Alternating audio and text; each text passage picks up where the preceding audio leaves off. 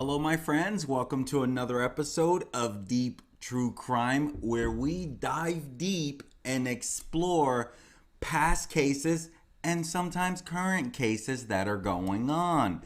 I'm Manny Rodriguez. Thank you for joining me today. If this sounds like something you like to explore, make sure you click on that subscribe button, subscribe to the channel, let YouTube know, hey, when this guy uploads content, let me know. Thank you for being a part of this. I'm your armchair detective who likes to dive deep into these things. And so today I want to talk about you want to talk about chilling, the Edmund Kemper story. And this is a doozy by all stretch of the imaginations. You're going to hear some horrible things that have occurred that this serial killer committed. Definitely one of the most twisted serial killers you will ever hear about. And he is still alive in prison. And it's a doozy from a very young age. And so before we dive into it, I want to give you that warning. Proceed with caution. Here's why. There are going to be some disturbing facts behind this case. And I want to tell you right now, if you're sensitive in the stomach, I could be a bit sensitive in the stomach myself, so I can tell you this is chilling. And the only reason that I'm strong enough to do this, because you need to know how bad people can be so that you can be aware of what to be careful for. And that's why we are covering this story about Edmund Kemper. And so again, you've been warned. This is very chilling. I don't really even like to cover cases that I don't like to talk about. But as we go through this story, there are going to be some things that I try not to get too graphic about. But I want to tell you up front, there is some very disturbing things around this story. Edmund Emil Kemper III was born in Burbank, California on December 18th of 1948. He was the middle child and only son born to Clarnell Elizabeth Kemper and World War II veteran Edmund Emil Kemper Jr. Again, this Edmund, he's the third Edmund Kemper. And even Edmund Emil Kemper, okay, all the way through, he continued. This is one of the most heinous crimes. So what are some of the names that he was known as? The main name he is known as that they've given him is the co-ed killer. That's one of the main ones he goes by that everyone knows him as, but he was also the co-ed butcher, ogre of Aptos, the Mad Titan, and known to police as Big Ed. And just like it sounds, ogre, Big Ed, he was a really big guy. I mean, no exaggeration, huge guy. And so he went by these names, but he is mainly known as the co-ed killer. Born to Clarnell Elizabeth Kemper and Edmund Kemper. Edmund Emil Kemper Jr. Now, Edmund Jr., he was a World War II veteran. And after the war, he tested nuclear weapons in the Pacific Proving Grounds before returning to California. And when he did return back to California, he worked as an electrician. And his wife often complained about his menial electrician job. She didn't think much of it at all. She downed him many times. And so later he would even say Suicide missions in wartime and the atomic bomb testings were nothing compared to living with her. I mean, that says a lot, huh? And he even says that Clarnell, she affected him more than 396 days and nights of fighting on the front did. Like, she was more scary than him fighting for his country. So, interesting on that as well. And so, when Edmund III was born, as a newborn, he was a head taller than his peers by the age of 4. I mean, he was born at 13 pounds. That's what, twice the size of a normal baby? This guy was huge, okay? And it's not like he was born, 13 pounds and then it started minimizing or something or as he got older. No, he was a big guy all along. I mean, you're talking about a head taller than his peers by the age of 4. I mean, he was that much bigger. And so, early on, he did show some antisocial behavior such as cruelty to animals. And, he was a cruel little kid. And so at the age of 10, he buried a pet cat alive. Once it died, he dug it up and he even decapitated this cat. And then he would mount its head on a spike. And you know why he did this? Another chilling fact around this guy. Because his mom loved this cat. This mom was giving his cat so much attention, he thought if he got rid of the cat, the mom would start paying more attention to him. I mean, he was messed up as a young kid. Literally. He would later state that he derived pleasure from lying to his family about killing the cat. At the age of 13, he killed another family cat when he thought it was favoring his younger sister, Edmund Lee Kemper, who you see as the younger one here. And he was upset. He was like, how could this cat be favoring this younger sister of his? Wow. Edmund Lee Kemper, she has stayed out of the news, obviously, born 1951. And so him being upset, he thought, like, hey, I'm going to do something about this. That's one of these chilling things about this guy. And not only that, when he did kill this family cat, he kept pieces of it in his closet until his mother found them. And this would factor in later on, too, as the disturbing person that he has become. And so this guy, he lived a dark fantasy life. Like, literally. He would perform like these spiritual rituals on his younger sister's doll, which would kind of, have to do with him removing their heads and hands. And on one occasion when his elder sister, as you can see in this photo, Susan Kemper, she was teasing him, asked him why he did not try to kiss his teacher who he had a big crush on.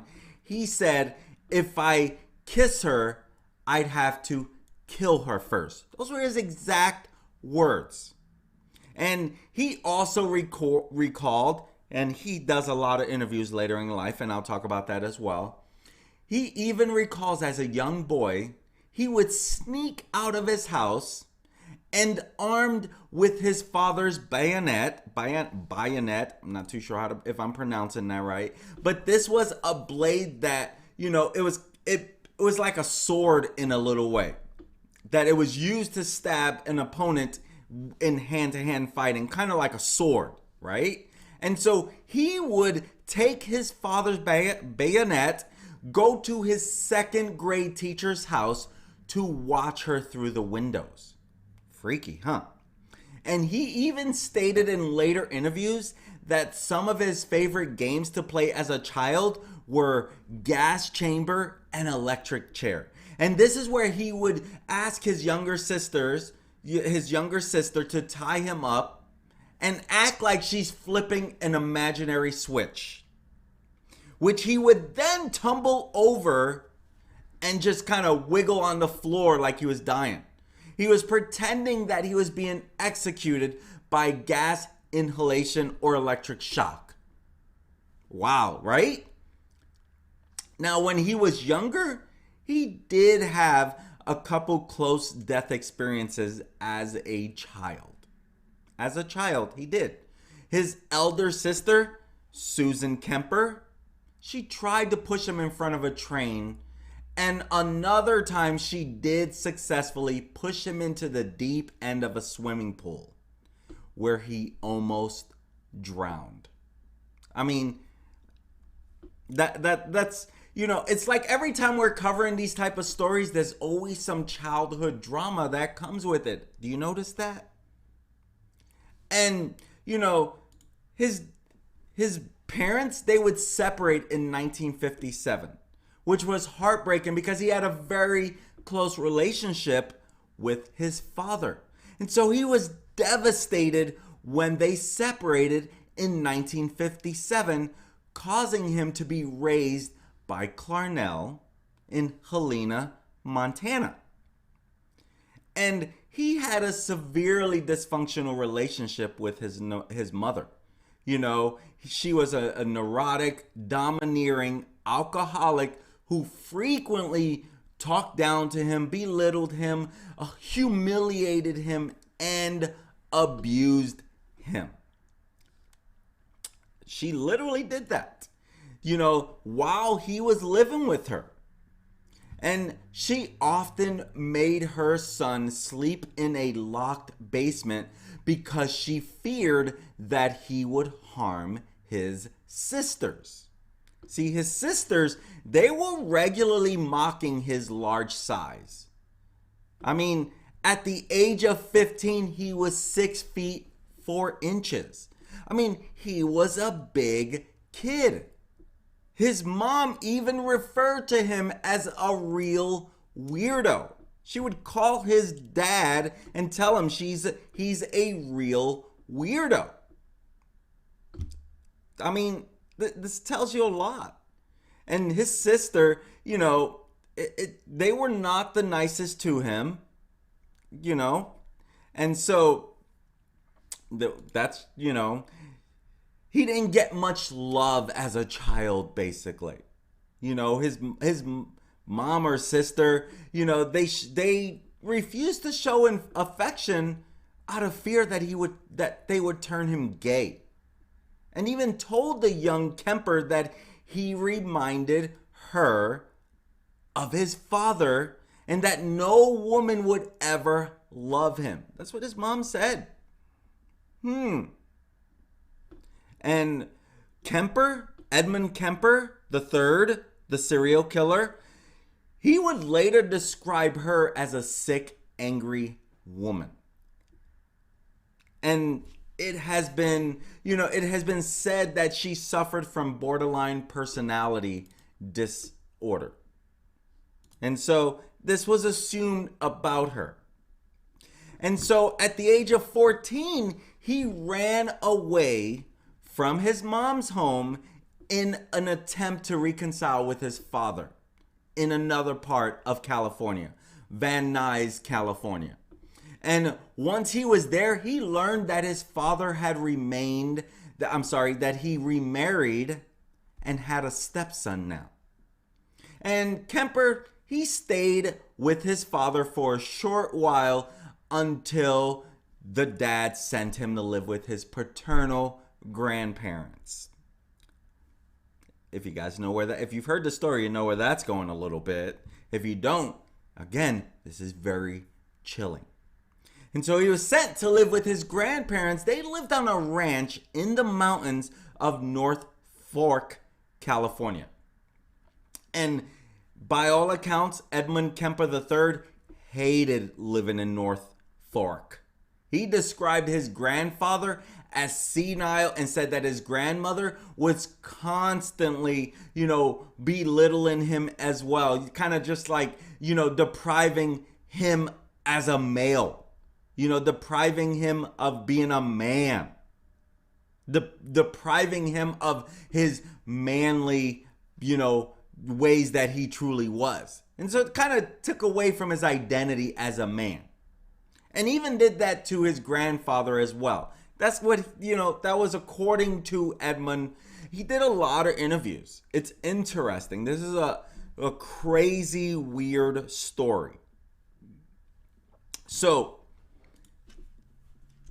at the age of 15, on August 27th, 1964, he committed his first murder. Here he was, sitting at the kitchen table with his grandmother, Maud Matilda Huey Kemper, and she was born in the 1800s, 1897. And they're sitting at the table, at the kitchen table. They have an argument.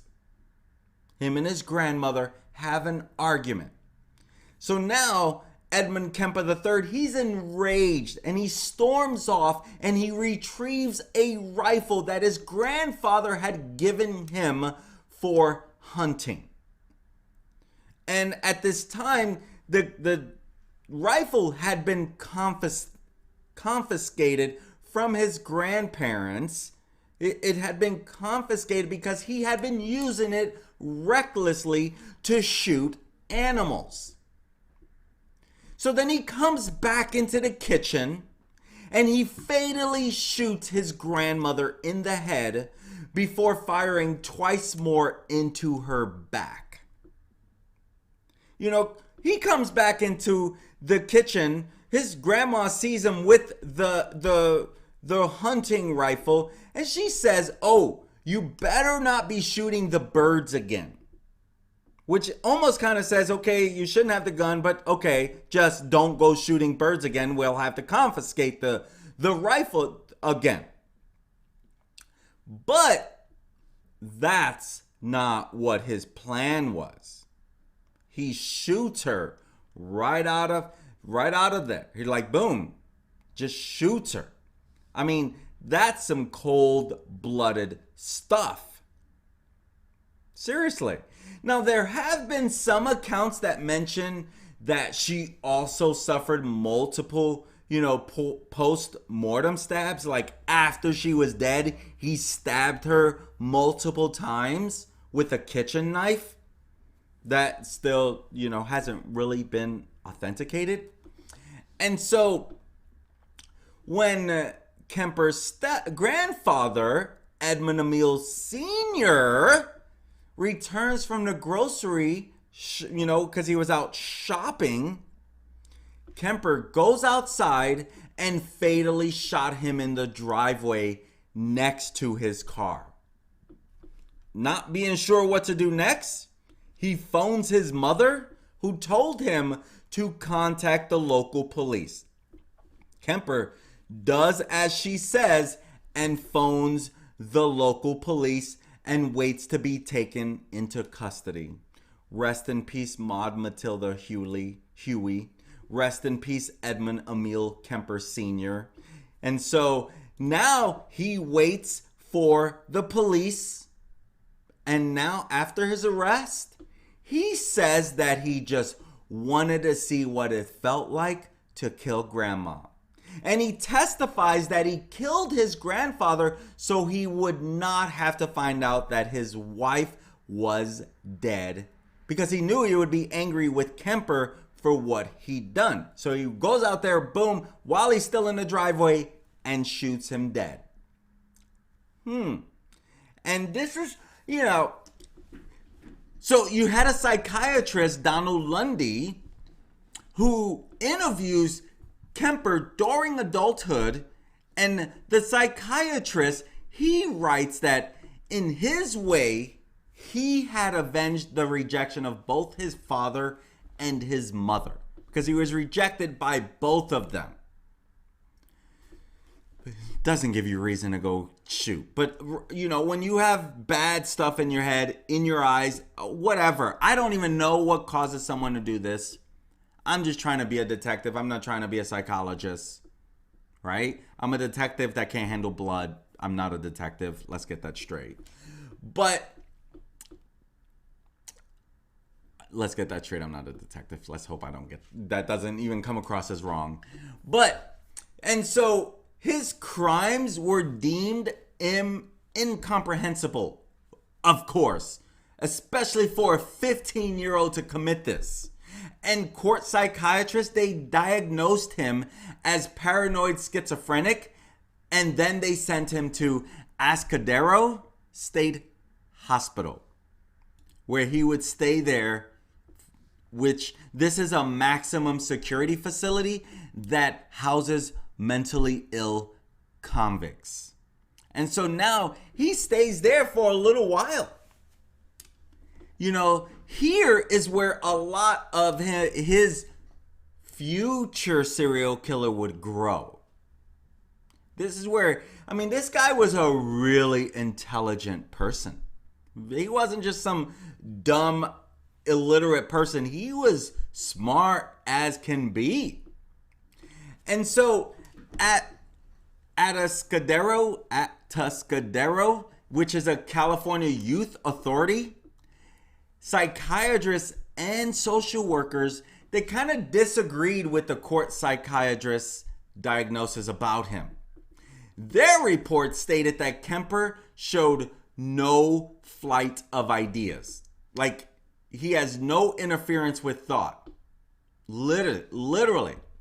So, you know, he has no expression of delusions or hallucinations and no evidence of bizarre thinking. He started to fool them, basically. They also observed him to be intelligent and introspective. He was a very smart guy. Initial testing measured his IQ at 136, and this was over 2 standard deviations above average. He was later re-diagnosed with a less severe condition. They refer to him now as having a personality trait disturbance, passive aggressive type. That's what they described him as. And so this is kind of characterized by procrastination, covert obstructionism, inefficiency, and stubbornness. That's what they were kind of referring to him as. And so later on in his time at Atascadero, Kemper was given another IQ test, which now showed him having a higher result of 145. I mean, at first it was 136. Now you're looking at 145. So, you know, Kemper, he endeared himself to his psychiatrist by being a model prisoner. And the psychiatrists and others started liking him. And he was trained to administer psychiatric tests to other inmates, which would prove to help him along the way in his killing spree that we're about to talk about here shortly. And so one of his psychiatrists even later said he was a very good worker, and this is not typical of a sociopath. He really took pride in his work. That's what the psychiatrist said about him. I mean, he really was. This is one of the strangest cases I've ever dug into. One of the most horrific ones I've ever dug into. And so, you know, he would even become a member of the JCs, which is a U.S. junior chamber. You know, this is a leadership training and civic organization for people between the ages of 18 and 40 years old. And so he would become a member of this while he was here at the Atascadero State Hospital. And so while with the JCs, he developed some new tests and some new scales on the Minnesota Multifaceted Personality Inventory. So he was really learning how to read people, understand different personalities. And so this would help him. And specifically, he became an overt hostility scale. This was really up there. Really up there. And so this was during his work with Atascadero psychiatrists. And so, even after his second arrest, Kemper said that being able to understand how these tests functioned allowed him to manipulate his psychiatrists, and admitted that he learned a lot from the sex offenders to whom he administered these tests. This is what I mean, how it would help him later. For example, they told him that to avoid leaving witnesses, it was best to kill a woman after raping her. That's what sex offenders would tell him. And so he started learning about them. And so this is what I mean on that. And so on December 18th, he is released on his 21st birthday.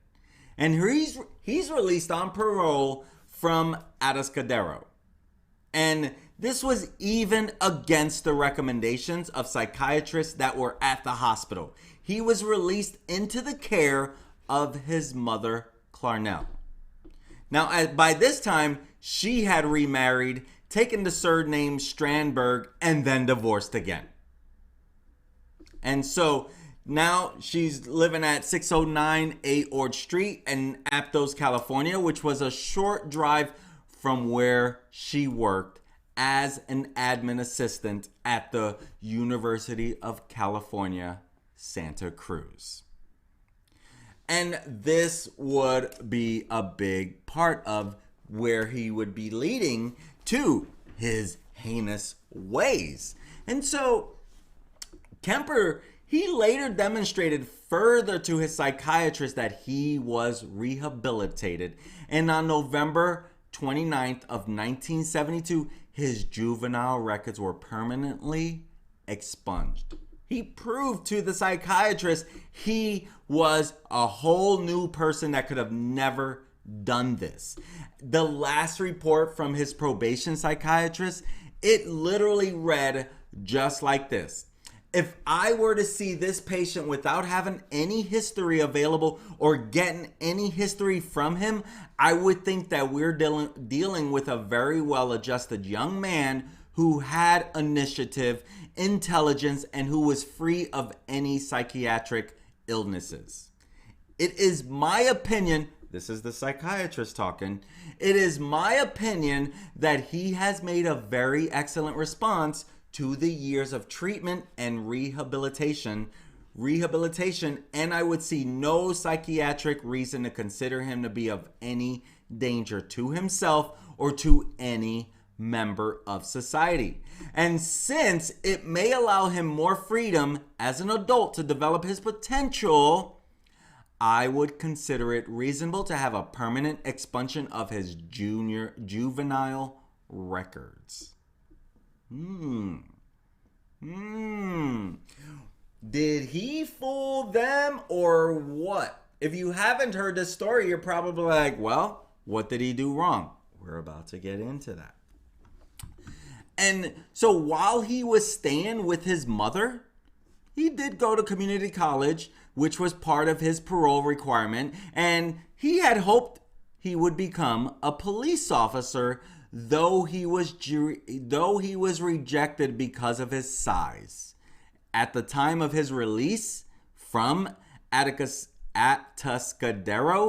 he was 6 feet 9 inches tall. And this is what would lead to his nickname, Big Ed. And the nickname was from some of these Santa Cruz police people, because he was so big.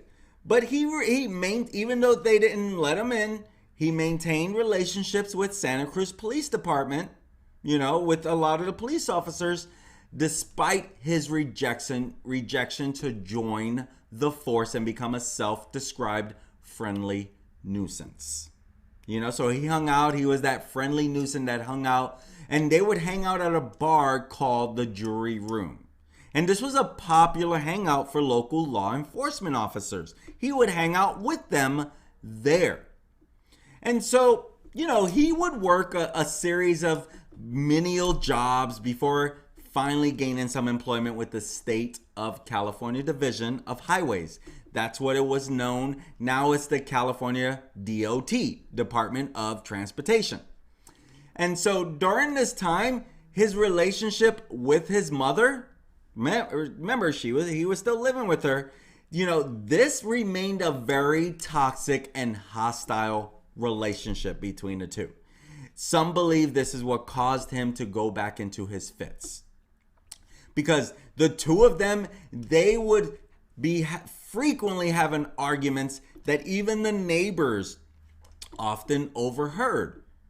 Kemper, he would later describe the arguments he had with his mother around this time, stating the following. This is literally what he said. Excuse me, when I talk too much, I get the hiccups. Let me drink a little water. He would say, "My mother and I started right in on horrendous battles. Just horrible battles. Violent and vicious. I've never been in such a vicious verbal battle with anyone. It would go to fists with a man, but this was my mother, and I couldn't stand the thought of my mother and I doing these things. She insisted on it, and just over stupid things. I remember one roof raiser was over whether I should have my teeth cleaned. And they got into a big fight over that. And when he had enough money, he moved out to live with a friend. And he moved to Alameda, California. And even while he was there, he still complained of being unable to get away from his mother because she regularly phoned him and paid him surprise visits.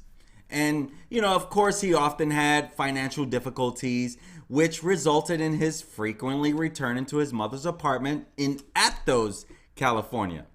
And so, at a Santa Cruz beach, Kemper, he met a student from a high school over there, Turlock High School, and he became engaged with this student in March of 1973. And the engagement was broken off after his second arrest. And, his fiance's parents, they requested that her name not be revealed to the public. If you dig deep enough, it's probably out there somewhere. And so, the same year that he began working for the Highway Division, he was hit by a car while he was riding a motorcycle that he had recently purchased. And now his arm was badly injured in the crash, and he received a $15,000 settlement. Now, $15,000, in today's day, that's probably, $90,000 or more, $91,000, ish dollars in today's dollars. And so this would be, he had a little bit of money. And so, since he did file the suit against the car's driver when he got injured. And so, now, as he's driving around in his 1969 Ford Galaxy that he bought with part of his settlement money, he started noticing something. He started noticing that a lot of women were hitchhiking. If you know the 70s, granted, I was born in the 70s, so a lot of my understanding is research over time. A lot of people hitchhiked at that time.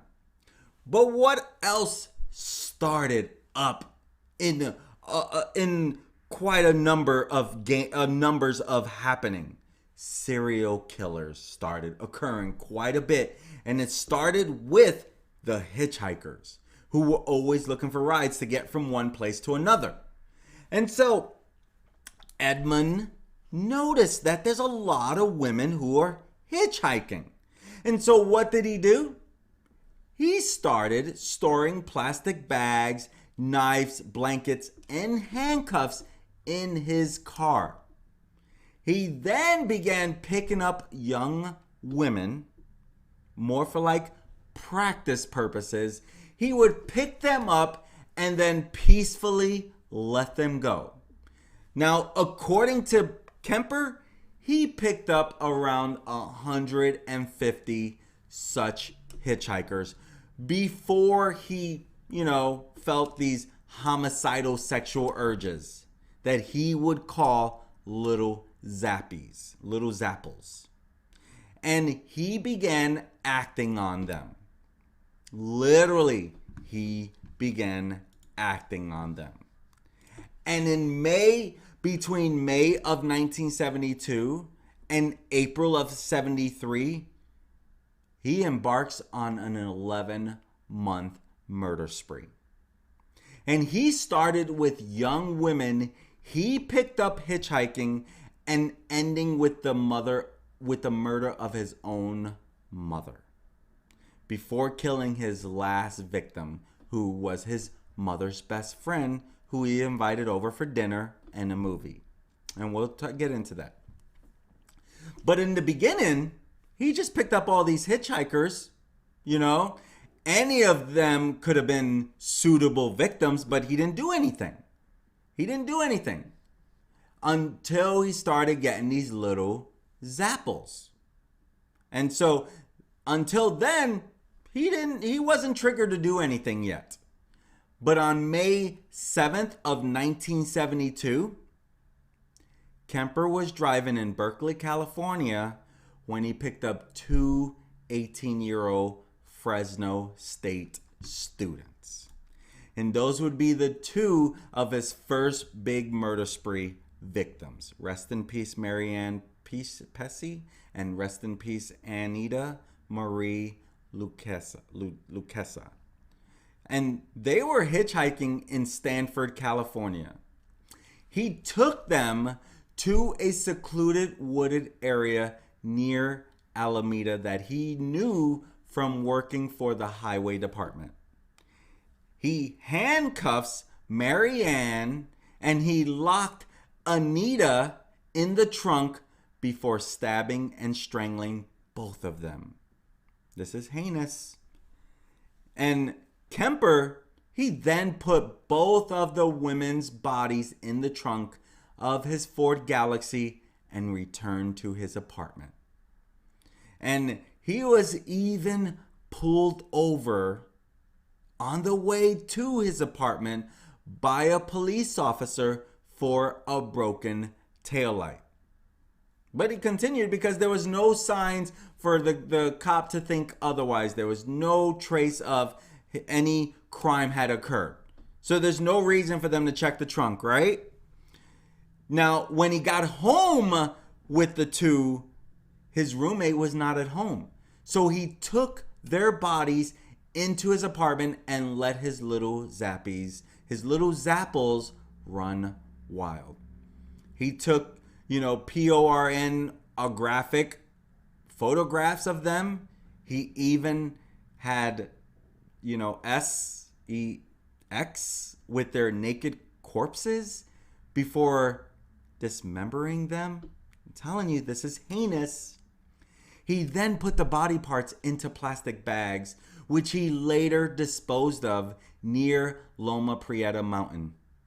Before throwing their severed heads into a ravine, he engaged in some heinous acts with both of them. I'm not going to get into that part.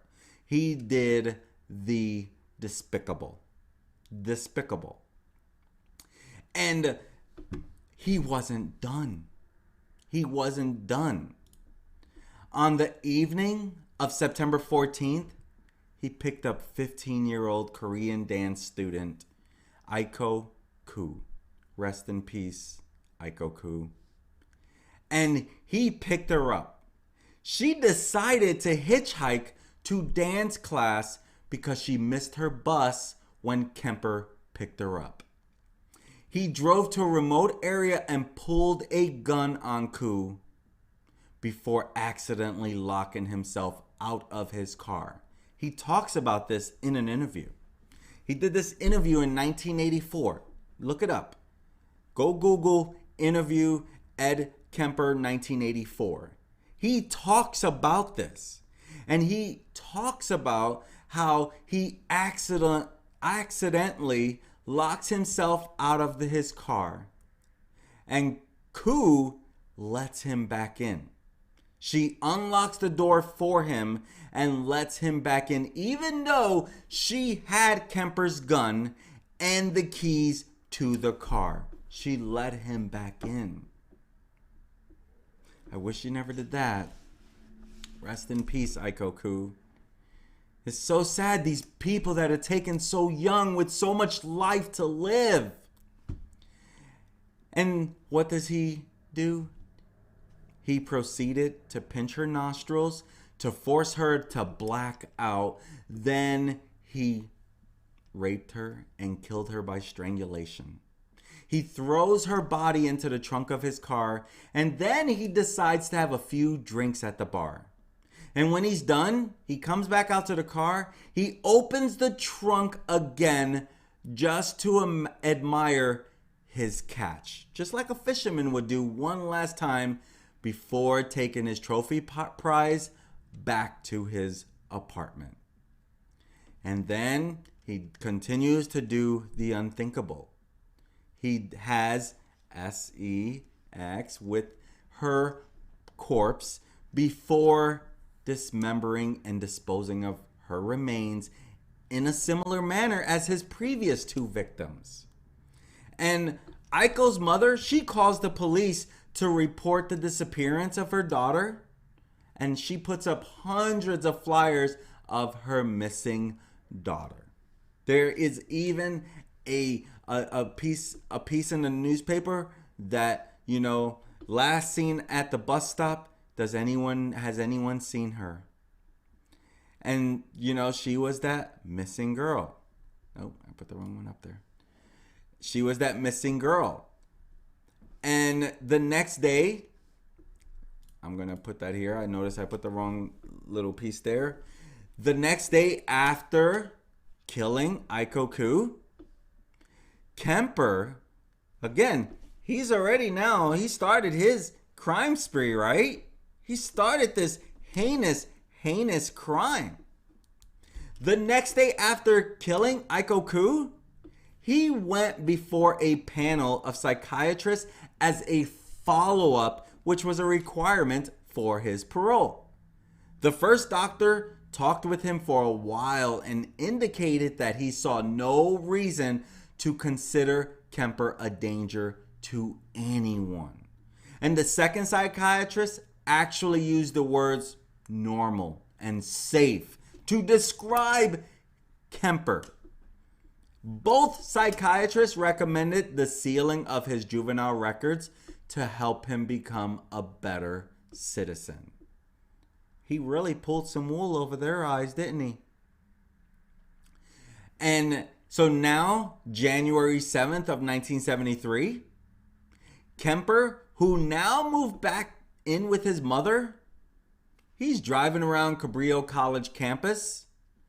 That's when he picks up his next hitchhiker, 18-year-old Cynthia Ann Shaw. And she liked to be called Cindy. Rest in peace, Cindy Shaw. Taken way too soon.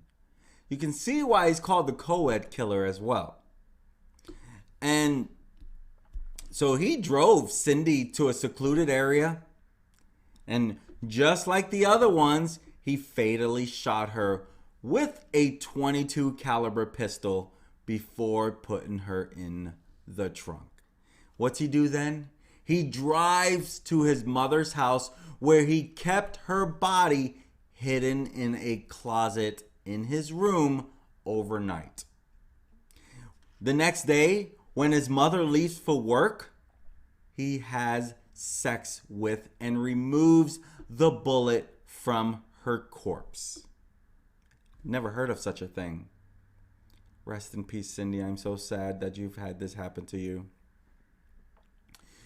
Before he would dismember and decapitate her in his mother's bath, he kept the severed head for several days, regularly engaging in a particular word I don't even want to say. I wish I never even knew what it meant.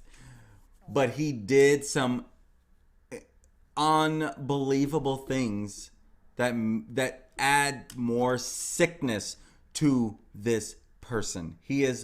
This is one of the worst things I have ever dove into.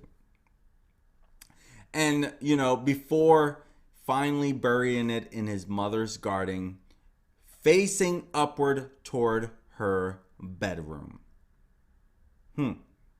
He later said he did this so because his mother always wanted people to look up to her.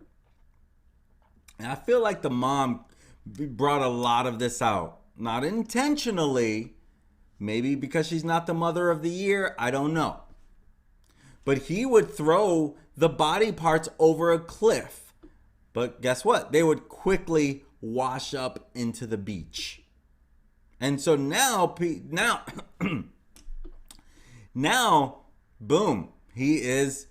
now people are starting to suspect something's going on in the area.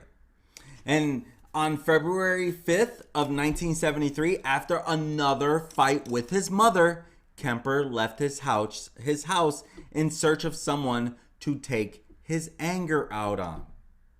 And now, everyone's suspicious of a serial killer preying on hitchhikers in the Santa Cruz area.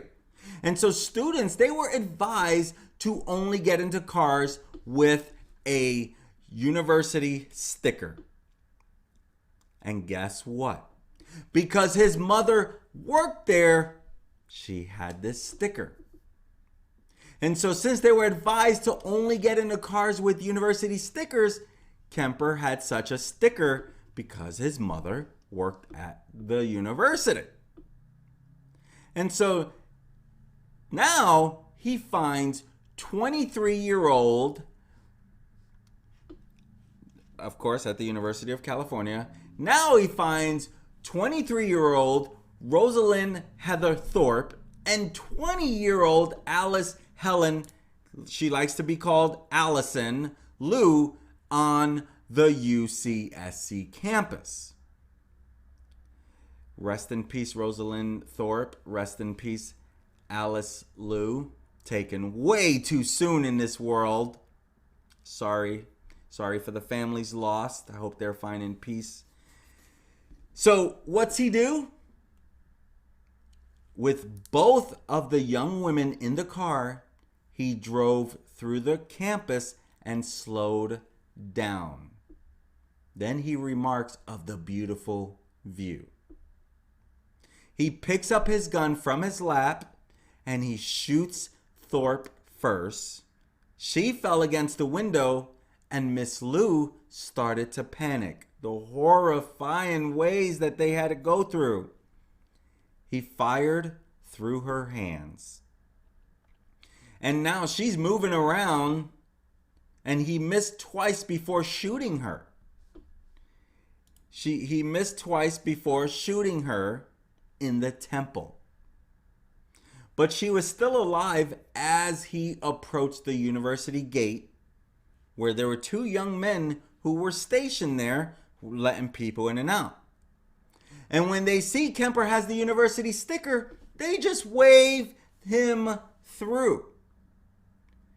And the two women were wrapped in blankets. And one of them was in the front passenger seat. He would later tell some interviewers that he explained to the guard that these girls were drunk and he was trying to get them back to their dorms. And they bought it. And he shot her again, point blank, once he got further away, and that finished her off. So then he pulls into a cul-de-sac. And he quickly transfers the bodies to the trunk. And he beheads them and has sex with Alice's body. And then he removes the bullet from Rosalind's head, just like he did with Cindy. He drives away from Santa Cruz to dispose of most of the body parts, then on to Pacifica to get rid of the heads and hands. Heinous as can possibly be, despicable in so many ways. This is why I gave you the big danger warning. This is one of the most despicable cases you can imagine. One of the worst. So nearly a month after killing Rosalind and Alice, he killed his own mother. Rest in peace, Clarnell Kemper. He kills his own mother. And, he waits all night in his room while she's sleeping. And at 5:15 in the morning, he goes and gets a hammer from the kitchen and went to her bedroom. He strikes her once very hard and then slits her throat.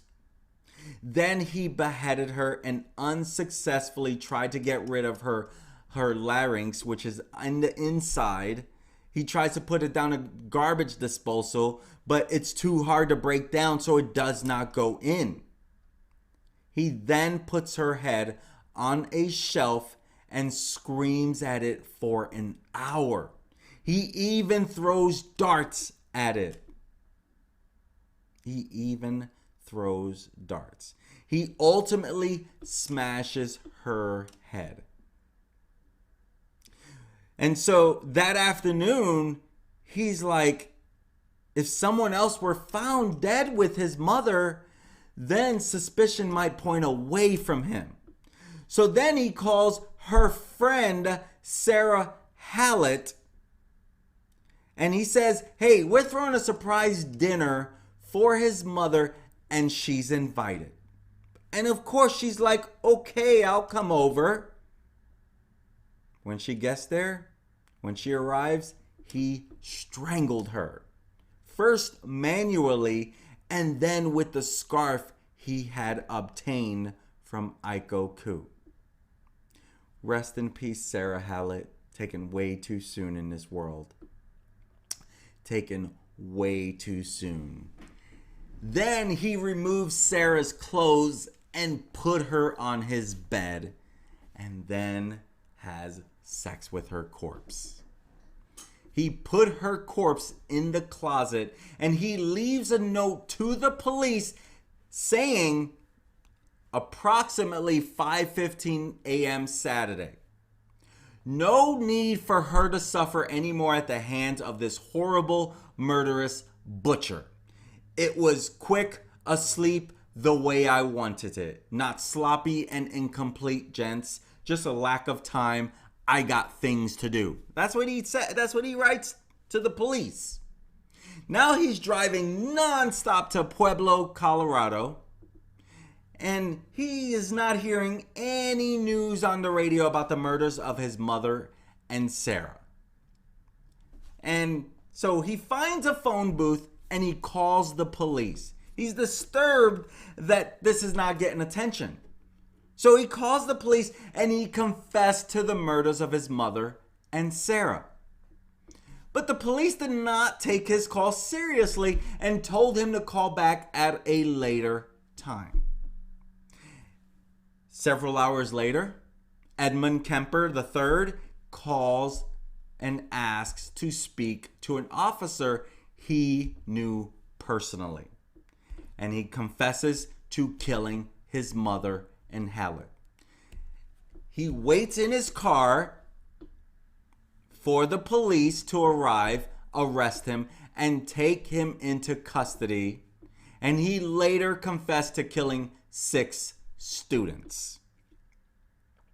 And when asked what motivated him to turn himself in, Kemper said, the original purpose was gone. It wasn't serving any physical or real or emotional purpose. Then he said, it was a pure waste of time. Emotionally, I couldn't handle it much longer. toward the end there, I started feeling the folly of the whole damn thing, and at the point of near exhaustion, near collapse, I just said to hell with it and called it all off. He was done. He turns himself in. He turns himself in. Who would have thought, right? Because so far he's getting away with all this stuff. He's learned how to beat the system. If he doesn't turn himself in, how many more does he do? He had a sickness. Right? And so during his trial, a court-appointed psychologist revealed that Kemper had also engaged in cannibalism of some of his victims. He alleged Kemper sliced flesh from the legs of some of his victims and cooked and ate these strips of flesh in a macaroni casserole. Is this not some sick stuff? This is what I mean about this is one of the worst cases. On November 8, 1973, the 6-man, 6-woman jury convened for 5 hours before declaring Kemper sane and guilty on all counts. He asks for the death penalty, requesting death by torture. But at that time, California had a moratorium on executions. They had halted anyone dying by the death penalty. They halted it for a little while. They started up, and then I think in like 2006 again, they stopped it. And so he receives 7 years to life for each count, with these terms served concurrently. Now, he was sentenced to California Medical Facility where, and it's some heinous stuff, of course. He's sentenced to the California Medical Facility. He's incarcerated in the same prison block as other notorious criminals such as Herbert Mullen and Charles Manson. And Kemper, he showed particular disdain for Mullen. You can see Herbert Mullen right up there in that picture. He showed particular disdain for Mullen. Now, Mullen, he committed his murders at the same time and in the same area as Kemper. And Kemper, he described Mullen as just cold-blooded killer, killing everybody he saw for no good reason. Like Kemper had a good reason for doing this. And so Kemper, he manipulated and physically intimidated Mullen. Mullen, who was only 5 feet 9 inches, he was more than a foot shorter than Kemper. Kemper stated that Mullen, he had a bad habit of singing and bothering people when somebody tried to watch TV. So he throws water on him to shut him up. Then, when he was a good boy, he'd give him peanuts. He said Herbie liked peanuts. And he said that was effective because pretty soon he asked permission to speak, to sing. Not speak, to sing. And really, notice what he did there. When he's not good, he's kind of, throwing water on him. When he is good, he's giving him peanuts. Behavior modification treatment. And so, Kemper, to this day, he remains among the general population in prison and is considered a model prisoner. He's considered a model prisoner. And he was in charge of scheduling other inmates' appointments with psychiatrists and was an accomplished craftsman of ceramic cups. Well, he had a lot of time to learn in there, I'm guessing. He was also a prolific reader of audiobooks for the blind. A 1987 Los Angeles Times article stated that he was the coordinator of the prison's program and had personally spent over 5,000 hours narrating books with several hundred completed recordings to his name. And he was retired from that position in 2015 after he experienced a stroke and was declared medically disabled.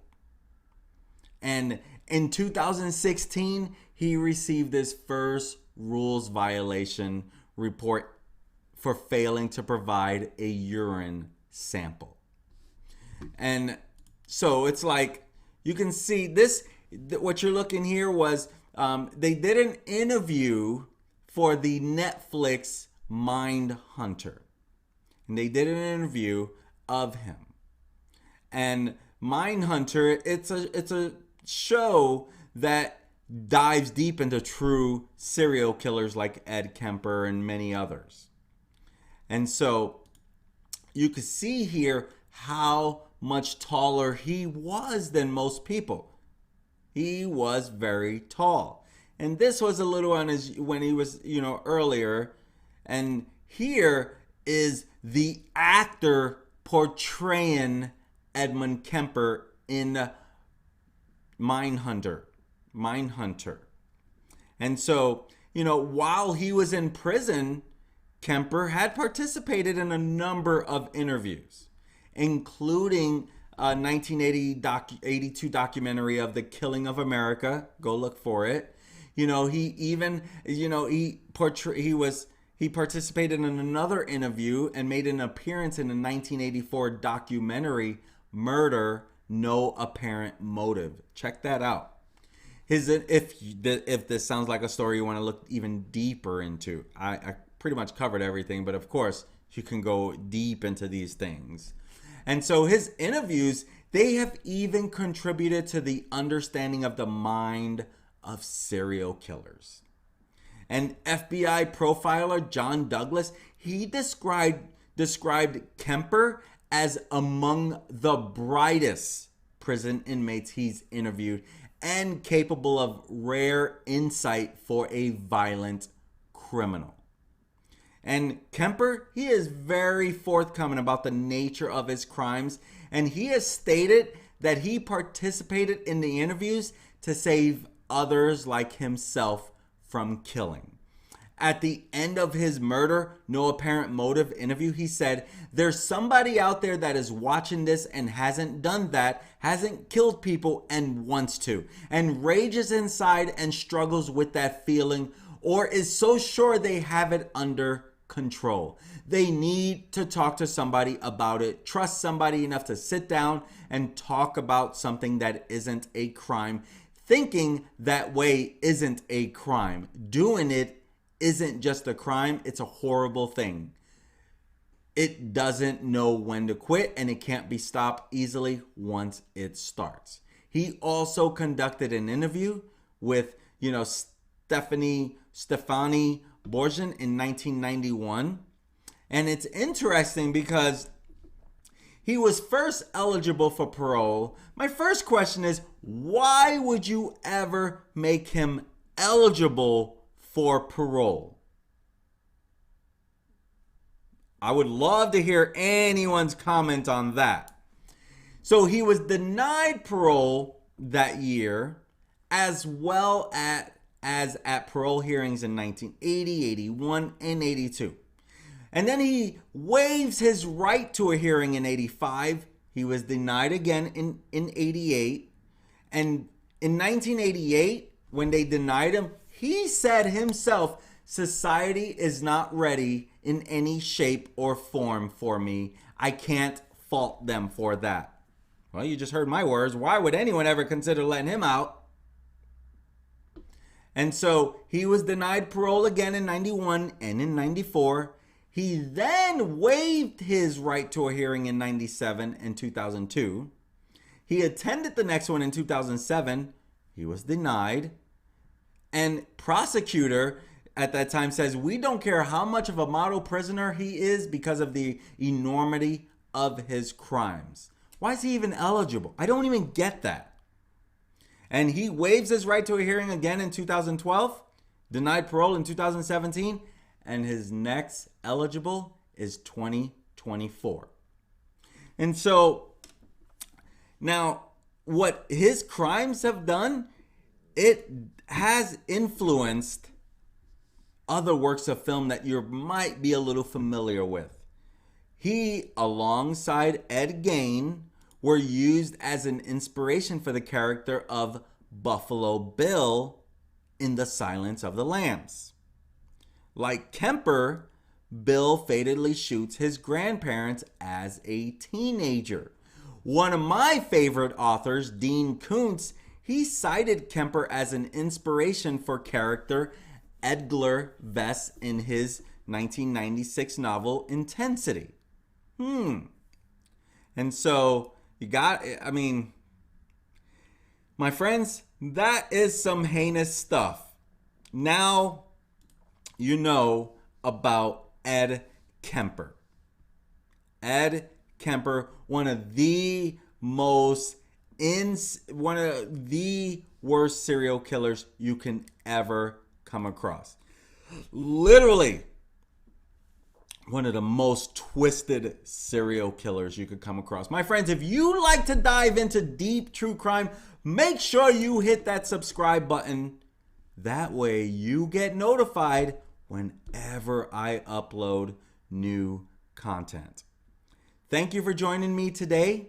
I'm Manny Rodriguez with Deep True Crime, and I look forward to serving you again. My whole goal is to help you know how bad a person can be out there. We all are sinners, but my gosh, some are beyond the worst.